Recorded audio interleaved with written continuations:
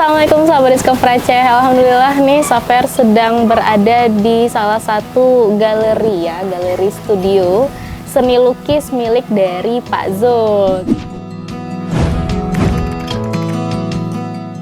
Ini bertepatan di Lamtengoh. Benar ya Pak? Lamtengoh. Ini alhamdulillah Pak, suasananya adem sekali. Ini memang seperti ini ya Pak, suasana di sini ya Pak ya? Adem gitu ya? Ya adem mungkin karena sudah dikondisikan, karena dia dekat dengan pantai dan dekat juga sama gunung. Oh iya, benar. Apalagi juga sangat asri nih, banyak sekali tanaman Pak Zul.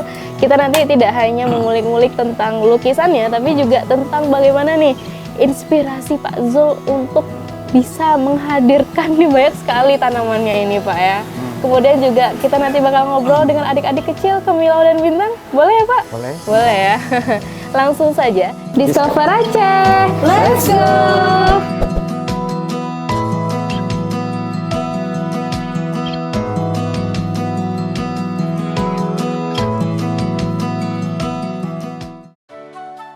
Assalamualaikum warahmatullahi wabarakatuh sahabat Discover.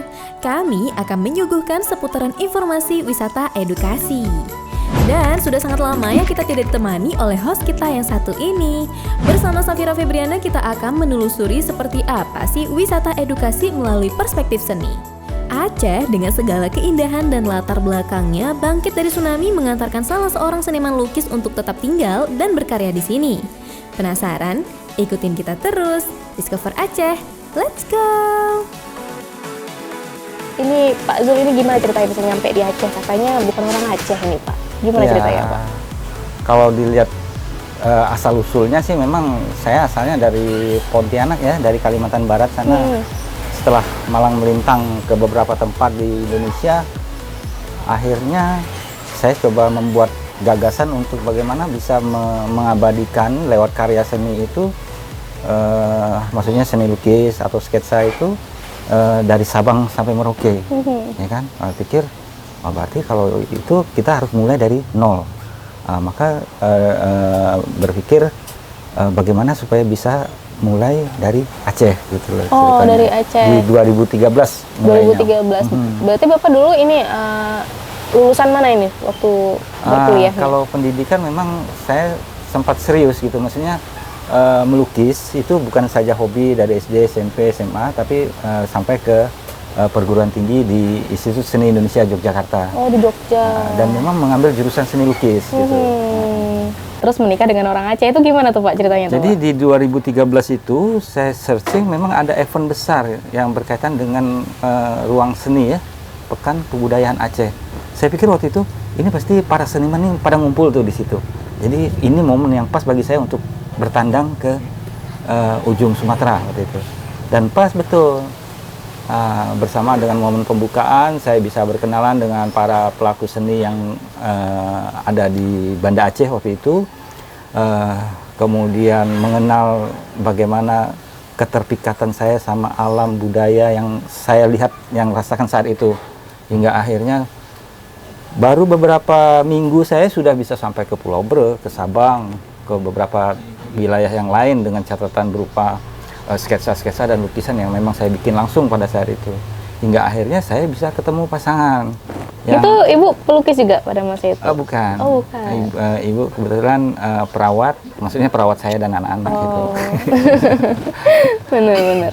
Kemudian cerita ketemunya gimana tuh Pak?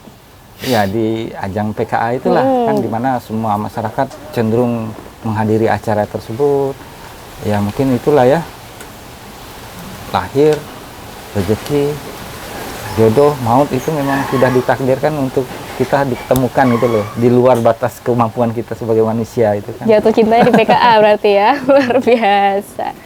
Berarti sempat sebelumnya itu ke Eropa, itu event apa itu Pak? Jadi kebenaran karya-karya saya memang beberapa sudah diketahui oleh beberapa volunteer yang memang backpacker yang dari Eropa sana, waktu saya masih di Kalimantan. Kemudian mereka mempromosikan tentang aktivitas dan karya-karya saya gitu loh. Sehingga di 2016 saya sudah mengeksplor Aceh, semakin menguatkan sehingga saya mendapatkan kesempatan untuk ada 2 event sebenarnya. Festival Seni Rupa Internasional itu seluruh dunia, ada 55 negara dari 500 artis, dan saya satu-satunya dari Asia waktu itu. Plus selesai acara festival seni rupa itu, saya ditawarkan untuk berpameran tunggal di ibu kota Slovakia, di Bratislava waktu itu. Jadi sembari saya berangkat waktu itu dari Aceh, sembari gitu juga saya membawa karya-karya yang akan saya suguhkan di sana waktu itu. Digulung, di packing yang rapi, sehingga di sana bisa terpajang kembali untuk kita promosikan Indonesia. Dan itu pameran gitu ya Pak ya bentuknya? Pameran ya? tunggal. Wow. Jadi ada sketsa, ada lukisan cat air, krayon, cat akrilik, dan cat minyak. Alhamdulillah itu bercerita tentang Indonesia. Maksudnya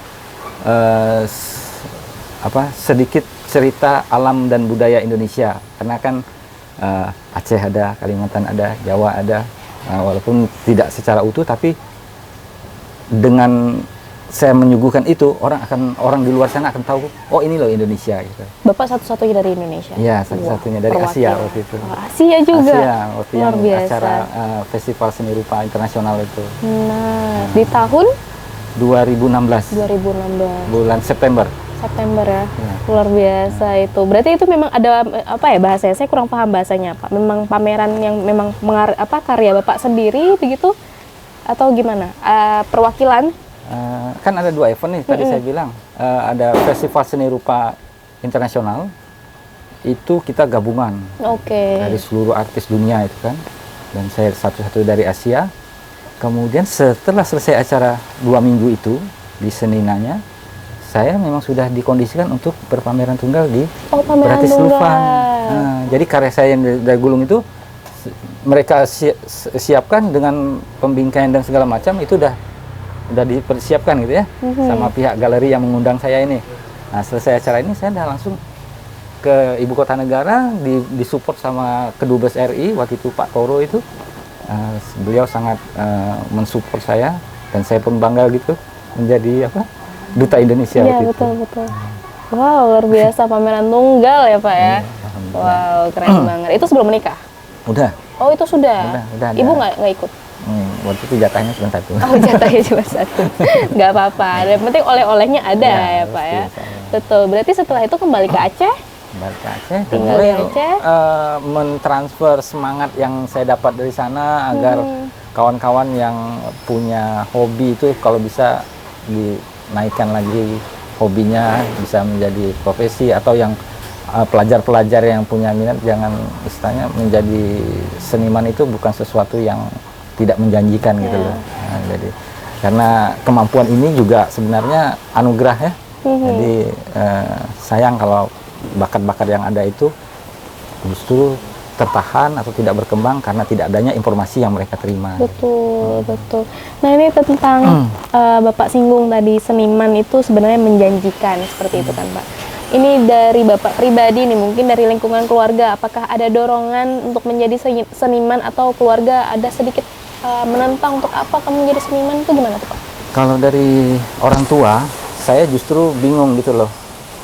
Saya tidak ada darah seni dari orang tua maupun dari ayah ataupun dari ibu, tapi mungkin karena mereka waktu itu di Diknas ya, jadi paham bahwa saya setelah tamat SMA harus melanjutkan ke sekolah seni di Jawa. Pilihannya waktu itu ke Jogja. Dan saya sendiri belum berpikir ke arah itu, walaupun prestasi misalnya juara lomba lukis tingkat SD, SMP, SMA dengan terlihat, tapi belum berpikir untuk sekolah melanjutkan ke Jawa waktu itu. Tapi orang tua justru yang mendorong saya yang harus melanjutkan ke sekolah seni gitu loh. Sementara di informasi yang lain saya terima semacam ada nyinyir gitu loh. Apa mau jadi seniman, mau jadi apa gitu ya. Tapi justru orang tua saya justru memberi dorongan yang di luar dari sangat suportif ya, sangat support sekali gitu loh. Itu yang luar biasa. Makanya nama saya itu Zul kan, Zulkifli gitu kan. Saya selalu pakai Zul MS gitu loh. Bahwa itulah orang tua yang memberikan dorongan untuk saya memilih profesi ya, menjadi seorang pekerja seni atau pelaku seni atau seniman gitu. Memang MS itu apa Pak? MS itu nama orang tua Muhammad Sani. Oh, jadi pakai nama itu ya Pak ya? Karena dukungan yang luar biasa. Karena support yang luar biasa itu sendiri. Ini kontranya seperti apa Pak di Aceh? Apakah mungkin tidak boleh melukis makhluk hidup atau tidak boleh melukis sesuatu yang mungkin sifatnya terlalu sensual, atau seperti apa sih Pak kontra-kontra yang ada di Aceh? Ya salah satunya begitu memang, dan itu yang artinya sedikit saya coba kontrol gitu loh, jangan sampai terlalu berlebihan sehingga menimbulkan penafsiran-penafsiran yang kurang baik gitu lah. Nah, dari situlah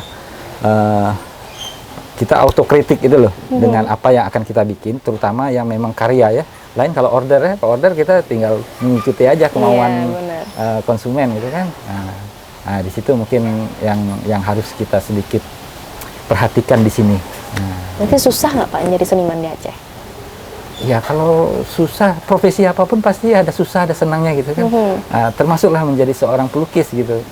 Nah, misalnya gitu kan, apalagi kemarin yang waktu masa pandemi itu, saya pikir saya susah, tapi yang lain juga susah. Berarti kita semua sama susahnya. Sama ya. Nah, tinggal bagaimana kita bisa bertahan, bersyukur dengan apa yang ada. Artinya membatasi keinginan sesuai dengan kemampuan aja gitu. Ya kan? Kadang kita keinginan tinggi, kemampuan nggak imbang, akhirnya kan stres sendiri kita. Nah, bagusnya kita kontrol hal-hal seperti itu gitu. Oke.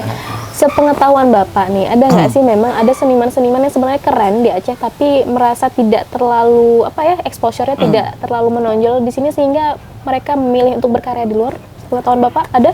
Oh, kalau untuk di sini memang justru yang saya perhatikan dalam perkembangan seni rupa Indonesia, katakanlah begitu, sewaktu saya di Jogja justru malah beberapa seniman-seniman besar itu malah ada yang dari Aceh gitu.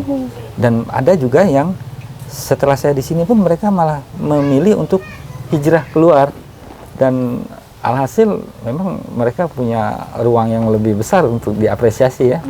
Tapi itulah pilihan ya. Tapi bukan berarti di sini kita tidak juga bisa menjadi besar gitu ya.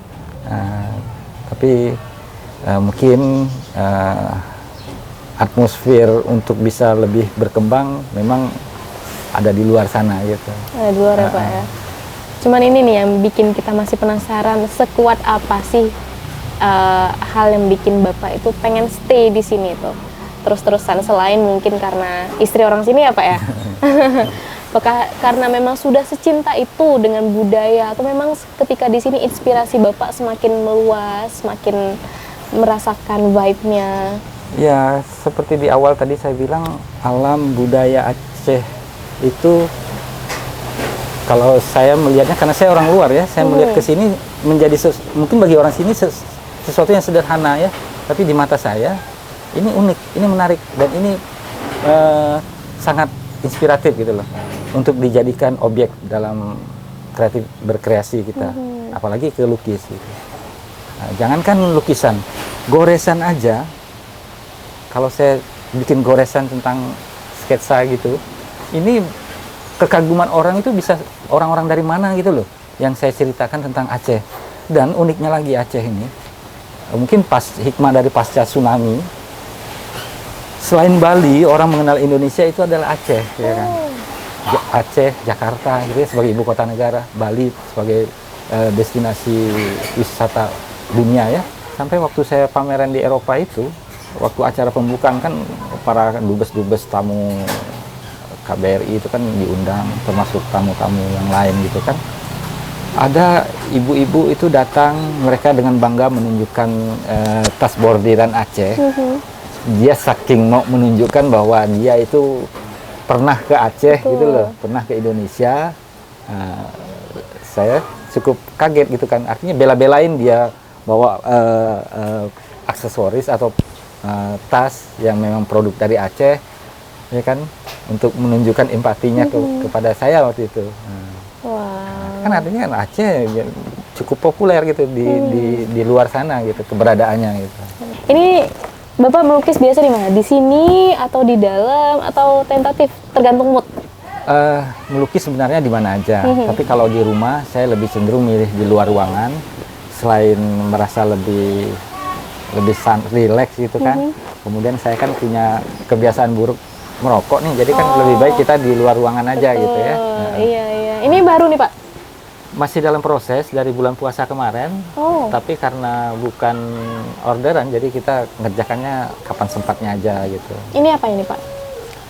Kalau yang ini sebenarnya ini mau saya dedikasikan karena saya sudah masuk tahun ke-10. Tahun depan kan 2023, berarti 2013 berarti 10 tahun ya. Iya. Jadi istilahnya perenungan saya, kontemplasi saya terhadap wilayah di mana saya beraktivitas itu, saya coba semacam mendedikasikan begini loh yang menurut pemikiran saya tuh gitu loh. Masjid Raya Baitur Rahman sebagai iconic center, diikuti kiri dan kanannya beberapa heritage, situs tsunami, termasuk di sini ada kuliner, ada kesenian, ada artefak, termasuk peristiwa tsunami juga saya coba tampilkan untuk menunjukkan bahwa ada heritage alam atau peristiwa alam yang cukup monumental bagi dunia juga. Saya coba tampilkan di mosaik heritage ini Dalam dalam ini satu ya Pak? frame ini gitu. Betul, luar biasa. Terwakilkan semua. Dan konsepnya memang saya bikin monokrom gini supaya kita bisa lebih menghayati gitu loh ceritanya. Kalau dia dibikin berwarna kan mungkin kita akan jet lag gitu ya, melihat ada heritage yang ini. Tapi kalau dibuat monokrom kan psikologisnya dia akan lebih fokus kita mengamati benda-benda yang tergambar di sini. Ini belum selesai tapi ya Pak? Sementara belum. Dari bulan puasa kemarin. Sebenarnya idenya dari sebelum bulan puasa, tapi kanvasnya dari awal puasa lah mulai disiapin dan mulai disentuh gitu, direspon. Wow, ini yang belum selesai saja. Saya sebagai orang awam mungkin Mbak ya, ini menilai ini keren banget sih. Luar biasa. Ini berarti dedikasi ya Pak? Ya, artinya harapannya seperti yang tadi dibilang, orang yang melihat akan merasa senang kan, artinya itu menyenangkan buat saya. Nah, itulah sebenarnya harapan. Idealis ya Pak ya, karya jadi, idealis. Bisa membuat orang lain senang. Kan kalau bisa membuat orang lain susah kan kita yang dosa ya. Jadi bisa membuat orang lain senang, itu loh intinya. Betul. Luar biasa. Belum lagi nanti kalau dia di pameran atau nanti kalau dia di rumah kan kita perlu kasih sedikit spot gitu kan, supaya bisa lebih meresapi apa yang digambarkan gitu kan. Nah, tapi bukan untuk memberhalakan benda ini, tapi untuk mengingatkan kepada kita gitu loh tentang peristiwa alam, tentang sejarah, tentang kekayaan budaya, itu kan jadi nilai-nilai positif kan. Kemudian dari situ menimbulkan lagi rasa kecintaan ya Pak ya? Nah, itulah dia arahnya. Betul, luar biasa. Ini sudah banyak ya, ini juga sebelah sini banyak sekali lukisan Bapak. Di dalam juga ramai ya Pak ya? Kalau ramai sekali. Kalau sketsa tuh mungkin udah hampir ribuan ada. Sketsa ya, yang hitam putih gitu kan, yang bercerita tentang. Sudah berapa puluh ribu kertas ya Pak ya? Banyak sekali, cuman masih belum tertib gitu. Belum tertib tuh maksudnya saya baru bisa ngumpulin, belum bisa terpajang, belum bisa ini kan karena hanya lembaran-lembaran begini kan. Ini seperti ini kan Museum Aceh. Ini kan ini saya bikin tahun 22 bulan lalu, ini kan ada tertibnya tanggalnya. Ada, pokoknya inilah catatan saya setiap melakukan perjalanan gitu kan. Wow. Jadi menjadi ini seperti ini kan. Ini apa ini Pak? Ini sketsa Bank Indonesia itu kan, ini bulan 8. Bulan 8. Nah, ini Grapari Telkom. Iya, benar. Luar biasa. Nah, ini yang saya bilang ada berapa ribuan gitu ini karena saking banyaknya, Bro. Saking banyaknya ya, Pak. Wow. Dan ini selalu di dalam tas saya itu selalu bawa bahan kertas-kertas begini untuk di mana tempat kita sambil duduk ngopi sambil apa itu selalu ada. Biasanya tiba-tiba lagi duduk ngopi, dapat nih langsung. Bukan tiba-tiba, direnungkan dulu gitu. Oh, direnungkan dulu ya, Pak ya? Saya kira tiba-tiba. Tiba-tiba karena berada di tempat yang enak. Oh, sudut pandang di sini enak nih. Nah, gitu loh. Jadi bukan tiba-tiba datang seperti hujan, enggak lah. Enggak ya. Saya kira tiba-tiba. Soalnya saya suka gitu, Pak. Aduh, tiba-tiba lapar gitu kan. Iya. Sudah beratus ribu mungkin Pak ya, ini lukisan-lukisan kertas sketsa ini. Nah. Tapi kalau di rumah berarti termasuk sering ya Pak? Apanya? Untuk melukis? Ya kalau di rumah ya memang lukis yang memang untuk yang bisa kerjakan di rumah. Tapi ada juga saya biasanya melukis di lokasi gitu loh. Misalnya gitu jalan ya? ke Sabang, jalan ke Takengon, jalan ke Pulau Bre, atau kemana tempat di Aceh ini kan sambil memang bawa kanvas. Maaf ya, saya lihat ini. Oh ini apa ya? Nah, ini baru 2 minggu yang lalu, kalau nggak salah. Ya, ini 2 minggu yang lalu. Jadi, nah ini waktu ke Sabang di Pulau Kelanya. Ini efektif waktu 1 jam aja, kadang saya nongkrongnya gitu kan. Nah, dia memang udah saya siapin kanvasnya. Nah, ini On the spot ya, Pak? ya, jadi langsung di lokasi. Ini danau anak laut ya, di Sabang itu. Wow. Nah, lalu ini yang Biasa. ini yang ujung karang. Ini pakai cat apa ini, Pak? Ini dari cat akrilik. Jenis akrilik. Nah, jadi kemana angle sudut pandang perhatian kita, nah disitulah saya mengatur posisi kanvasnya gitu. Nah, sini 1 jam doang udah kelar ya, Pak? Udah bisa, karena cat akrilik termasuk cepat dalam proses Oh. kerjanya. Maksudnya dia bisa langsung kering, kita bisa langsung gulung, siap itu. Pindah lagi cari lokasi yang lain gitu. Keren banget ini. Nah, ini kan Bapak selaku pelukis nih, bagaimana sih Pak? Saya dengar-dengar juga anak-anak Bapak ke Milo dan Bintang itu juga sangat terinfluence dengan Bapak sebagai seorang pelukis itu. Gimana tuh Pak ceritanya? Dari kecil sudah. Itu secara genetik memang bawaan ya, itu otomatis ya. Tapi dari sisi yang lain saya juga mensupport dengan memfasilitasi aja, walaupun saya tidak mendorong. Maksudnya tidak mendorong. Kertas, kanvas, cat itu memang ada. Dan dari awal memang mereka sudah terbiasa dengan aktivitas saya bermain dengan warna-warna ya. Akhirnya ketika dia lihat, dia kepingin, saya hanya memfasilitasi aja. Dia minta ini. Saya di awal mungkin saya tekankan soal bagaimana penggunaan kuas, air, kemudian lap, kemudian menggoreskan. Alhasil dinding tidak tercoret. Kemudian memang karena mereka kanvas ada, kertas ada. Bahkan pada jam-jam tertentu yang kadang-kadang malam, tengah malam mereka kepingin, ya saya harus kasih gitu. Tengah malam, Pak? Ya kadang saya bingung, dia malam terbangun gitu kan.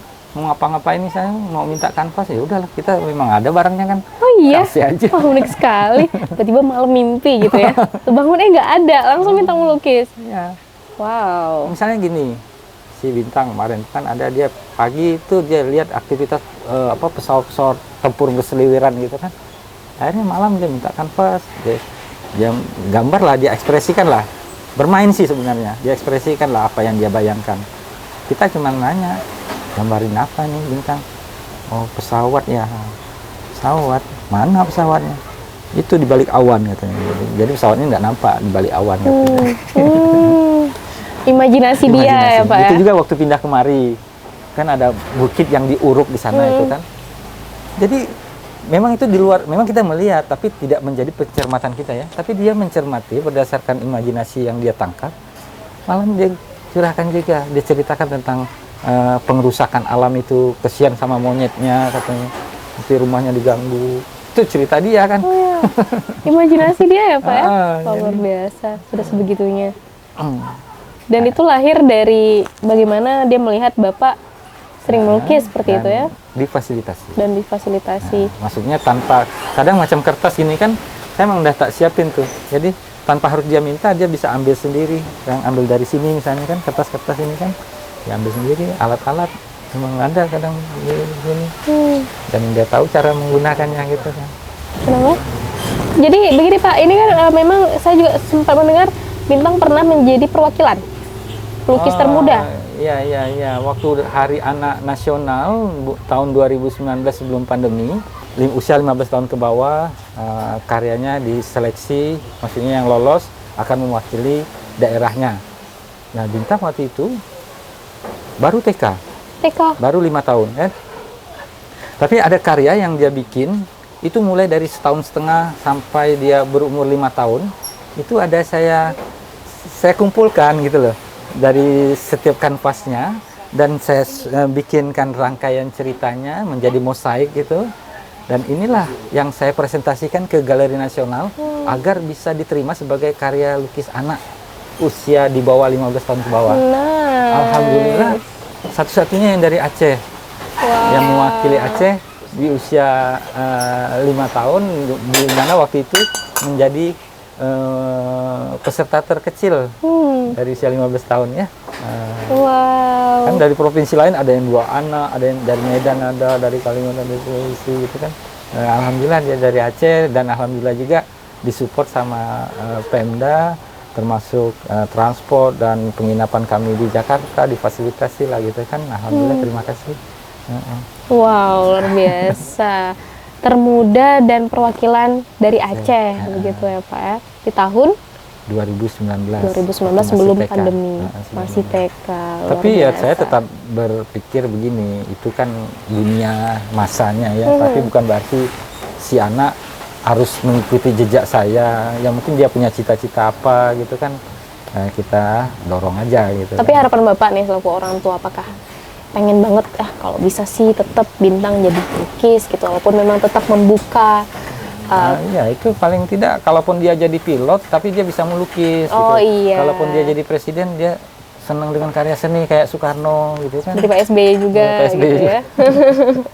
betul Gitu, betul betul. gitulah, Yang ya. penting untuk masalah seni jangan ditinggalkan Ya, gitu Pak ya. karena itu memang istilahnya gennya ada. Artinya tidak semua orang loh bisa ada itu. Betul. Walaupun bakat itu cuma 1% misalnya. Betul. Luar biasa. Ini Pak, saya juga penasaran nih, di lingkungan Bapak selain di luar ada galeri tempat Bapak melukis, ada juga banyak sekali tanaman-tanaman yang hingga Bapak taruhin nama-nama gitu ya. tagging, ya. Ini gimana nih Pak ceritanya? Ini Bapak juga seneng nanam? Ya ini salah satu, ini baru hobi. Kalau ini melukis itu hobi. profesi gitu kan. Oke. Jadi hobi saya itu dengan tanaman tuh rasanya apa ya?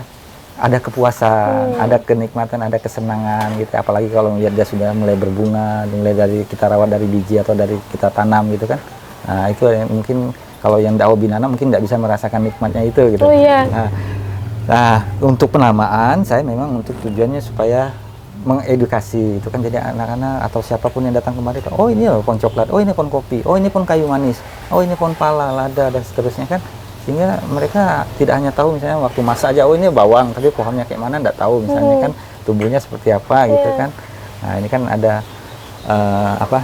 edukasi yang menjadi nilai tambah gitu loh untuk setiap orang yang datang kemari paling tidak gitu kan.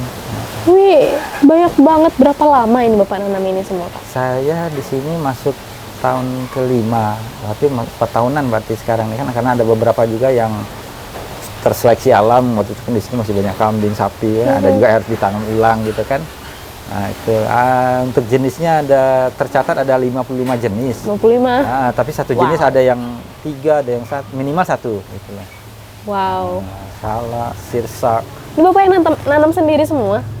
Iya, nanam kalau yang tanaman-tanaman keras buah saya, tapi kalau bunga kan Ibu mamanya ya, Bintang. ibu ya. Keren banget Bapak, saya aja nanam sirih mati gitu loh Pak. Ya enggak niat masalahnya. Oh nggak niat, nggak harus niat gitu ya Pak? Karena Iyalah. ada yang definisi katanya tangannya panas gitu, itu bener tuh Pak? Bukan, ya kan apa ya istilahnya niatnya sebenarnya. Niat ya. Kalau panas dingin tangan, tinggal kalau panas celupin air dingin, ya kan? Berarti niat saya masih belum Niatnya bener ya? kurang, enggak serius gitu. Wow. Karena selain niat juga dia kan perlu perhatian. Kalau enggak diperhatikan gimana? Dia cuek, kita pun cuek juga. Oh Ya iya, udahlah. kayak manusia juga ya Pak ya? Sama. Cuek Kan dia juga sama-sama lari. makhluk, ya kan? Iya bener, sama-sama makhluk. Dengar tuh, ya dengar kameramen jangan cuek. Hai Camilla, sini. Iya nih Pak. Boleh nih nanti kita keliling-keliling ya Pak, melihat Boleh. gimana lukisan-lukisan Di dalam Bapak sambil Bapak jelasin gitu ya Pak ya. Ke dalam nih sambil kita cerita-cerita juga lukisan-lukisan di dalam. Nanti mau ngobrol-ngobrol sama Dek Bintang di mana ya? Di sini aja kita ngobrol sambil jalan-jalan di dalam ya. Kita bawa ke dalam Pak, nanti sambil singgung-singgung sedikit lagi masalah gimana struggling atau harapan Bapak sebagai seniman yang ada di Aceh. Kita ngomongnya di dalam aja ya Pak ya, pas Bapak lagi jelas-jelasin gitu. Ada Vespa ini punya Bapak? Iya, ini termasuk artefak yang saya bawa kenang-kenangan waktu di Jogja dulu. Oh ini berarti punya Bapak di Iya, Jogja semasa kuliah? Iya, ini kendaraan saya ini AB Jogja. Wow, udah berapa tahun ya Pak ya? Vespanya tahun 61, berarti udah di atas 50 tahun dah. Barang antik dah berarti kan. 50 tahun? Lebih, tahun 61 dia. Iya. Berarti 70. Iya, sudah jadi artefak ya Pak ya? Jadi terkesan pertama saya itu ke Ulele waktu itu. Ulele. Jadi ini ceritanya yang saya coba angkat ke kanvas, gitu kan? Iya.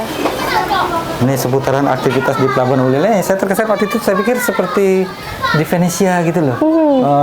Dengan penataan, dengan bot yang warna-warni gitu kan. Karena di daerah lain beda, ya kan? Tapi di sini jadi lebih berasa. unik. Mungkin bagi orang sini biasa ya, tapi bagi saya yang orang dari luar melihat itu menjadi tarik gitu kan. Tarik. Nanti tunjukin ya yang Dewi Bintang buat ya. Kalau ini Pak, ini punya kapan ini? Nah, ini juga ini tahun 2015 ini yang juga termasuk yang sudah dipamerkan ke Eropa kemarin. Oh, ini yang dibawa ke Eropa? Termasuk. Wow. Kan 2015 kan saya ke Eropa tahun 2016 ya. Jadi bercerita tentang budaya kan, ada kesenian yang menjadi ciri khas Aceh gitu kan. Ya, tari samannya ini. Udah jauh dengan, dia main ya, Pak? dengan style gaya melukis saya gitu.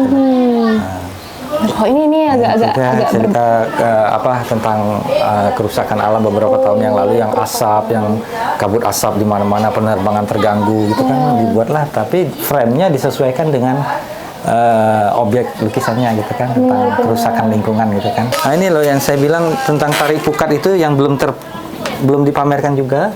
Ini aktivitas di nelayan di belakang kampung gitu loh. Nah, ini udah siap, tapi belum pernah di tahun 2022 belum pernah ditampilkan. Mungkin akhir tahun kalau ada event atau apa gitu bisa ditampilkan. Dan ini ada beberapa lagi. Wow, ini ulele ya Pak ya? Ya, ini ulele ini. Ya, ini towernya, lokna dan segala macam. Wow. Cuman itulah kondisinya, ini belum lagi yang tergulung-gulung apa segala macam ini. Banyak sekali ini. Nah, ini yang waktu saya awal 2000 kemarin itu yang 2013 ke Pulau Breh itu. Oh iya, awal mula ke Pulau Breh Pak ya. Itu paus itu punya kapan Pak? Ini punya pesanan orang tapi belum sempat diambil. Oh wow. Nah, ini ada juga mahasiswa. Nah, ini ada sketsa-sketsa, ini ada juga masih sama. Oh iya, itu yang tadi Bang Ikram. Kan suka. Dia pengulangan aja itu. Iya. Nanti yang sana boleh dibawa nanti kalau ada. Wow. Terus yang kartu-kartu pos yang itu? Oh ya, itu ada juga produk dari karya-karya ini biar lebih bisa dimiliki atau dikoleksi dan bisa menjadi cenderamata. Saya bikinkan juga dia menjadi sebuah apa istilahnya gift gitu loh ya. Iya Pak. Nah, itu bisa dilihatin. Ini beberapa yang dijadikan dari sketsa-sketsa. Wow. Yang ini. Nah, ini yang mercusuar lagi. Nah, ini ya yang tentang tari pukat itu. Oh iya. Dan ada beberapa lagi sebenarnya, tapi ini ya tinggal yang tersisa aja nih. Nice. Wow, ini apa sebutannya kartu pos ya Pak ya? Ya, ini belakangnya bisa dilihat. Nah, ini kan ada keterangannya dan segala macam. Ini tinggal tempelin perangko. Betul. Mungkin sekarang udah nggak populer ya, tapi orang-orang luar masih loh cari. Masih ya, Pak, kan? Untuk kirim-kirim. Iya. Kalau lukisan Dek Bintang di mana? Mana? Ada di dalam, masih di dalam kota itu. Oh iya, ya udah Pak, nggak usah dibawa Pak. Masih habis dari pameran kemarin kan. Ada berapa? 8 atau 9. Tapi yang katalognya ada nih di Oh, sini. iya. Mana tuh Pak? Ada, kita lihat ya. Nah, ini 118. Ini umur 5 tahun. 5 tahun TK ya? Jadi satu-satunya anak di bawah 15 tahun yang lolos seleksi dari Aceh. Mewakili Aceh, 5 tahun proses kreatif judulnya Pak ya? Iya. Berarti dalam majalah ini ada beberapa Katalognya. dari daerah lain ya Pak seluruh ya? Indonesia yang lolos seleksi Galeri Nasional untuk menghadiri acara Hari Anak Nasional waktu itu. 2019 bulan September bulan Juli Hari Anak. Oh Juli, oh iya benar-benar Juli. Banget nih Dek Bintang. Dan karyanya pun ada saya bikinkan ininya kalau nggak salah. Oke, ada juga yang lain. Ini cerita tentang Takengon, walaupun belum tuntas, tentang apa yang saya rasakan waktu kunjungan ke Takengon di sebelum 2016 kalau nggak salah waktu itu. Salah satunya selain survei khusus untuk kopi, dan di sana juga ada banyak kuda yang saya pikir cukup khas ya. Iya. Termasuk ada pacuan kudanya, ada segala macam, itu menjadi sebuah tradisi yang unik menurut saya gitu. Pacuan kuda tanpa pelana ya. Nah, petani kopinya yang sedang panen dengan latar belakang Danau Lotawar ini memang lokasinya memang ada gitu loh, dan ini menjadi inspirasi sehingga dia dijadikan lukisan gitu. Cuma belum siap juga walaupun gitu. Belum kelar itu Pak? Belum. Wah, belum kelar aja udah keren banget. Karena waktu itu pengen bercerita di Hood Hermes, itu kan jadi yaudah frame-nya dikejar. Oh berarti itu sempat dipamerkan di Hermes, termasuk yang lukisan sekarang lagi saya gugat ini. Kenapa digugat? Jadi lukisan saya lolos seleksi waktu Hood-nya Erlangga ke-70. Di aturannya itu walaupun karya saya lolos masuk kategori pemenang ASEAN 8 besar dari 6.000 yang mengirimkan karya, itu tidak ada menyebutkan karya itu milik mereka. Tapi belakangan saya pertanyakan setelah selesai acara, katanya karena Bapak pemenang favorit, jadi lukisannya menjadi milik panitia, milik Erlangga. Saya coba bujuk pelan-pelan gitu. Sampai akhirnya saya perkarakan, saya konsultasi dengan, bahkan saya tunjuk kuasa hukum untuk bagaimana karya itu bisa kembali. Dan sekarang lagi dalam proses somasi kedua lah berarti untuk proses hukum. Berarti untuk menjadi seniman pun hal-hal seperti itu rentan terjadi ya Pak ya? Dan ini harus saya angkat karena untuk pembelajaran supaya tidak terulang pada pelaku seni yang lain dan pada karya seni yang lain pun. Betul. Tentang hak cipta ya hak Pak cipta ya? dan penghargaan. Betul. Jadi lagi, makanya saya bolak-balik nih ke kuasa hukum juga untuk membereskan gitu. Sudah berapa lama proses itu Pak? Sudah 3 bulan. 3 bulan ya? Tapi alhamdulillah lukisan sudah kembali. Setelah kita publish gitu kan, lukisan kembali. Tapi dalam proses pengembaliannya pun dia bikin masalah baru lagi. Seharusnya itu digulung dan segala macam. Dia lipat-lipat seperti mengirim kain gitu. Ya udah ini masalah kedua. Jadi semacam gitu. Agak melecehkan gitu loh. Nah, udah, jadi tuntutannya makin jadi. Biarpun karya udah dikembalikan berhasil kita terima, tapi karena sikapnya yang demikian seolah-olah agak melecehkan dan ini padahal Erlangga perusahaan cukup besar. Jadi dia ini adalah Kemilau yang juga banyak sekali terinfluence seni lukis dari Pak Zul nih, sahabat Discover Aceh. Ini punya yang keberapa ini? Hah? Sudah kesekian ya? Banyak kali dia, yang kertas produktif dia, karena dia di rumah sama mamanya kan. Jadi kadang dia memang abangnya sekolah segala macam, dia main terus coret-coretnya kan. Tapi kalau yang ini lukisan siapa ini Pak? Ini lukisan saya bikin, tapi kemarin karena satu dan lain hal belum bisa kita serahkan gitu. Nah, kan namanya juga belum nih. Ini Kasau. Panglima Angkatan Udara ya. Angkatan Udara Kasau. Nah, ini juga poster yang waktu pameran sebelum ini nih, waktu ke nasional juga nih posternya itu. Yang karya itu yang lolos ke nasional, itu mewakili Aceh juga. Yang mana tuh Pak? Yang buat yang ujung ya? Iya. Ya, artinya untuk pihak-pihak yang merasa memiliki kelebihan kemampuan, maksudnya di bidang seni gitu ya. Artinya jangan ragu untuk memilih jalur profesi sebagai pekerja seni gitu. Soal tantangan apapun profesinya itu tantangan pasti ada gitu loh. Cuman ketika dalam berkesenian prinsipnya ya